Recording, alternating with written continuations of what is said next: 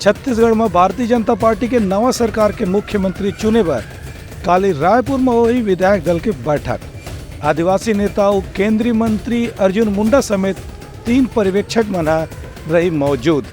छत्तीसगढ़ में भारतीय जनता पार्टी के सरकार की नवा मुख्यमंत्री काली चुने जाए के संभावना है।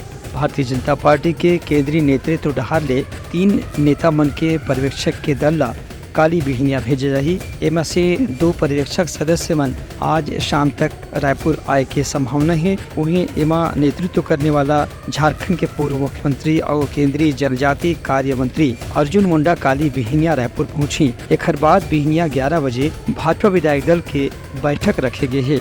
यही विधायक दल के बैठक में नवा मुख्यमंत्री के नाम पर विचार करे जाही। ओकर बाद पर्यवेक्षक मन नवा मुख्यमंत्री के नाम के घोषणा करी। अभी तक के जानकारी के मुताबिक अरुण साव जो उनके पिछड़ा वर्ग के नेता हैं और प्रदेश भाजपा अध्यक्ष हैं, उनका नेतृत्व में भाजपा विधानसभा के चुनाव लड़े रही से यही पाए के सबले ज्यादा दावा जो मजबूत है वह अरुण साव के हवे। एक संगे संग महिला ने आदिवासी क्षेत्र के नेता के रूप में केंद्रीय जनजातीय कार्य राज्य मंत्री रह चुके और पूर्व सांसद अब भी भरतपुर सोनहत क्षेत्र के विधायक चुने गए आदिवासी महिला नेता रेणुका सिंह के नाम उप मुख्यमंत्री के रूप में सबले आगू हवे। हालांकि ये दोनों नाम के ऊपर अंतिम रूप से चर्चा आज शाम और काली बिहनिया के बैठक में हुई के बाद कल ही एखर घोषणा करे के संभावना है। एखर अलावा भी कोनो दूसरा नाम ऊपर विचार करे जा सकत है।